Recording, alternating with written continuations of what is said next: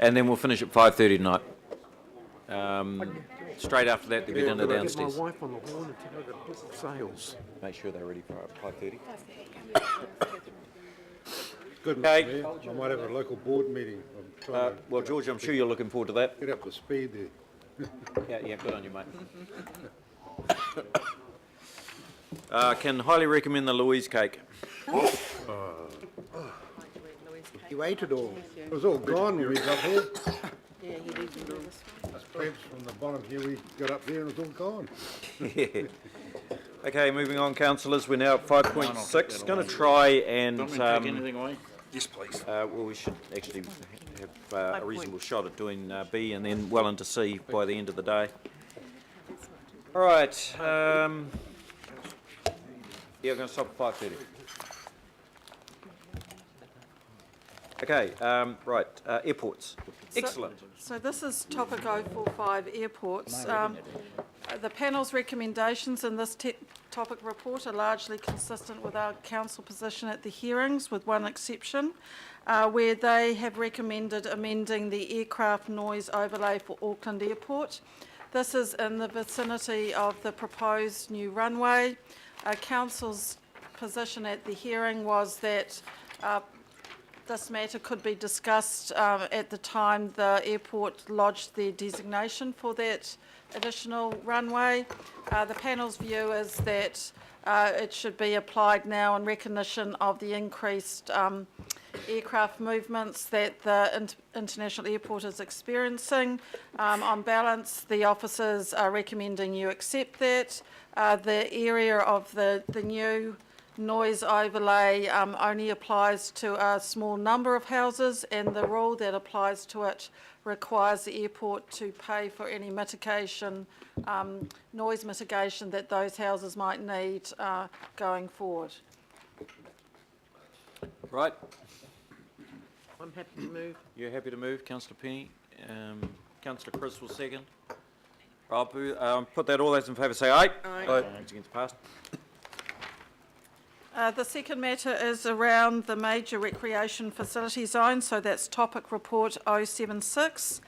Just to recap, that applies to all of the major recreational facilities across the Auckland area. The panel's recommendations are largely consistent with our case at the hearings, with one exception, is that they recommend an amendment to the Eden Park precinct to provide for one day-night cricket test per year. In terms of looking at the report, there weren't any specific reasons given by the panel for this recommendation, but on balance, staff are recommending that that does recognise the direction set for maximising that facility as a recreation event place. All right. I'll move. You'll be so moved. Seconder, Councillor Chris. All those in favour say aye. Aye. Against. Move on to 5.8. Okay, so 5.8 is the topic 077, sustainable design. Now this is one where the panel has an outright recommendation to remove provisions from the plan relating to sustainable design. The council's case at the hearings was in relation to residential dwellings, not all buildings, and our case was that all new residential dwellings should be required to meet either a 6-star rating under the Green Building Council rating tool or an equivalent set of standards that we specified. So you could go down either path and be a permitted activity. The panel has given 3 main reasons for not supporting the provisions. The first one is really a fundamental one of jurisdiction, I guess. They are saying that these matters are dealt with under the Building Code, the Building Act, and therefore it's inappropriate for the RMA, or a tool under the RMA, the Unitary Plan, to have more onerous standards than the Building Act and the Building Code. So essentially they're saying that this is an issue with the Building Act, the Building Code, and if the standards are inadequate, then that should be dealt with at a national level under that legislation. That's the first reason. They're also noting that the Council has other tools available to incentivise or encourage or provide guidance and information on how to make homes more sustainable Actually, sorry, the third one is really just comes down to the staff recommendations on page 24. And in this case, we are recommending the acceptance of this panel's recommendation on the entire topic. But you'll note the second recommendation that the Chief Executive Officer advocates for changes to the Building Act and related or associated regulations to improve sustainable design outcomes. Right, perhaps we'll do councillor Penny H first. Thank you, Mr Mayor. I won't be voting for the first recommendation just on a matter of principle because it's something I believe in very strongly. However, I'd like to move the second one, which is that we request the Chief Executive to advocate on changes to the Building Act. I'm very disappointed, but I completely understand and acknowledge how hard the staff have tried to keep that in there. But I don't believe that our current Building Act gives us enough protection in this area, so I will be happy to move the second recommendation. Thank you.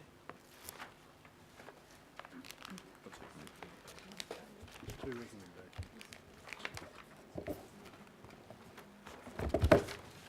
Right. Okay. Mr Mayor, Councillor happy to Chris? move recommendation, the first recommendation. I'll second that one. Okay, so we've got lots of movers and seconders. It's a beautiful thing, isn't it?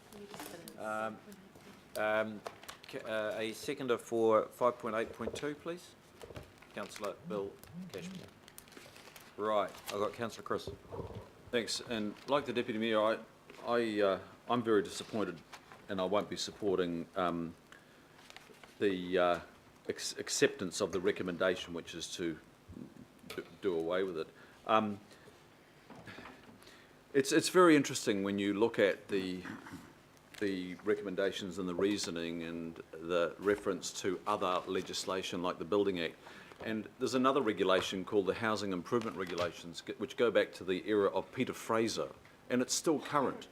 And when you look at sustainability, that's what can be referred to. It refers to the requirement of a water closet, if for any good reason that cannot be provided, some sort of other privy. Now that is current language. That's a regulation that in some way the IHP are relying upon along with the building code.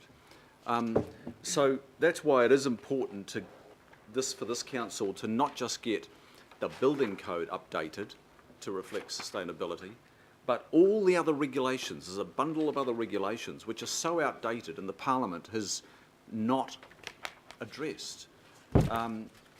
Another part of that regulation, and this, I'm just highlighting this is how antiquated it is, every living room shall be fitted with a fireplace and chimney or other approved form of heating. They are the sorts of regulations that the IHP is referring to that we should rely on rather than sustainable design as recommended by this council. And it's so far from being relevant to Auckland in the 21st century, it's laughable. Okay.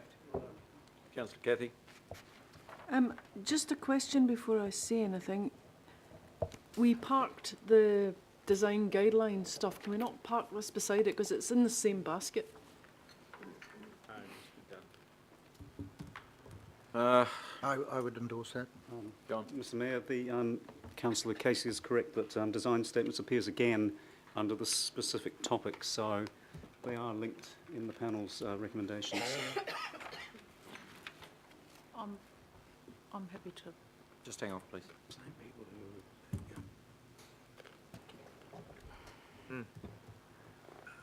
Oh.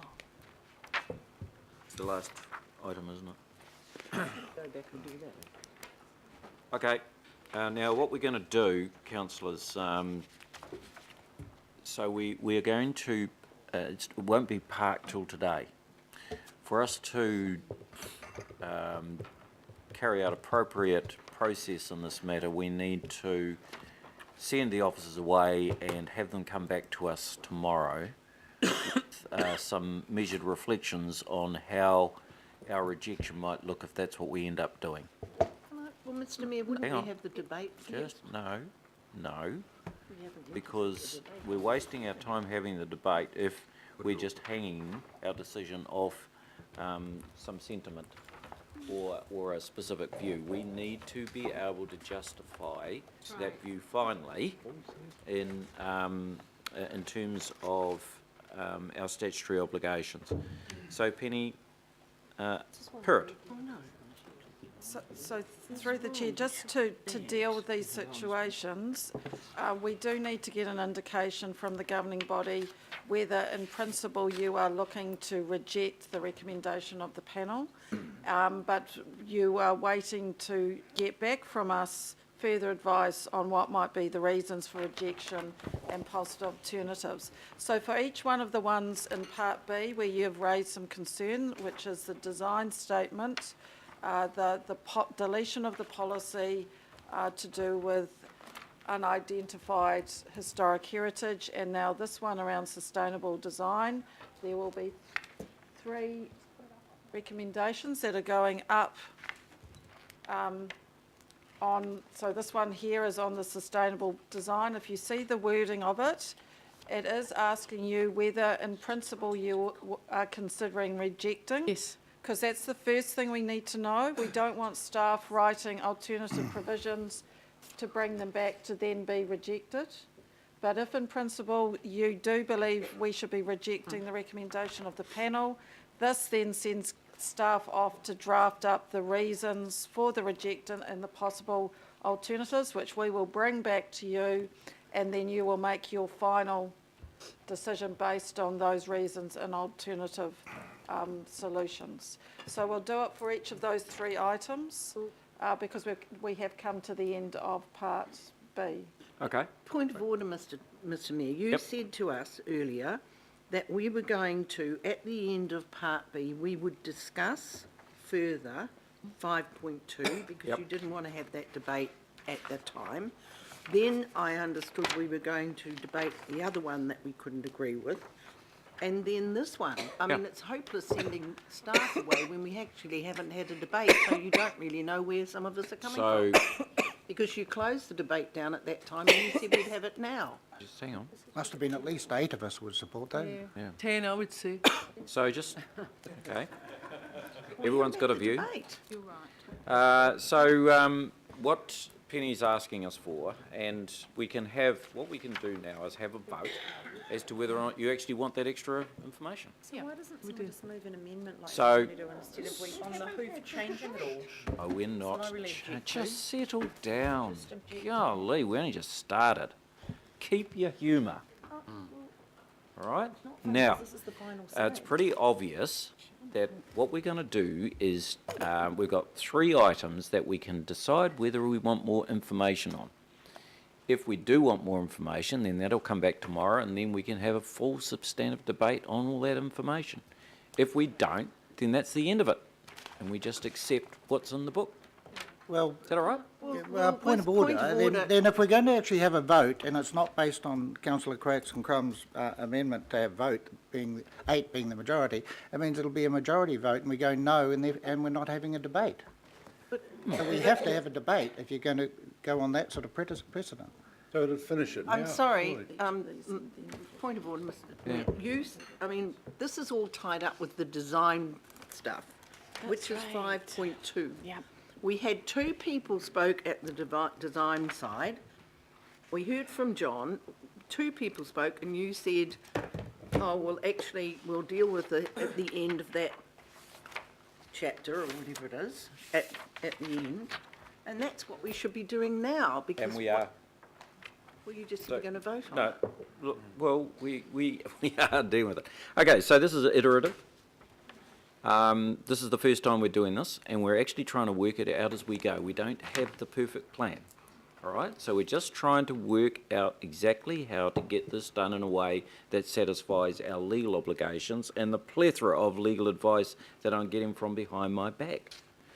All right, so what I want you to do is, if we've got each of those 3 up there, why don't we have the opportunity 3 up, 3 down on each of them, because we're doing quite well in terms of pace.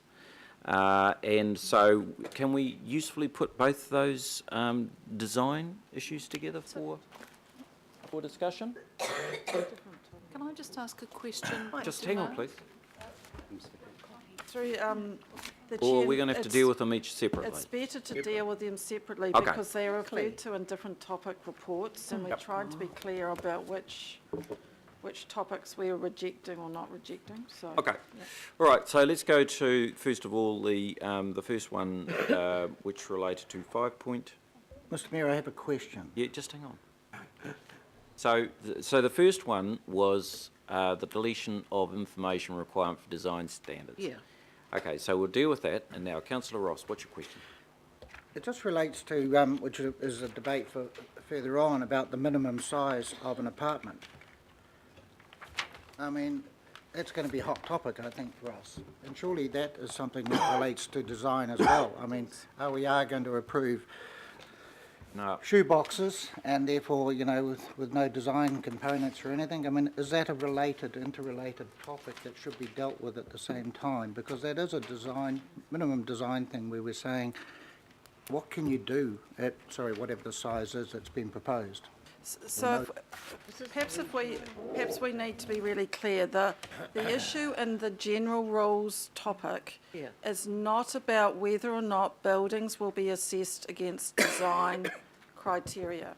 Those aspects are dealt with later on when we get to the residential zones and also to the centre zones.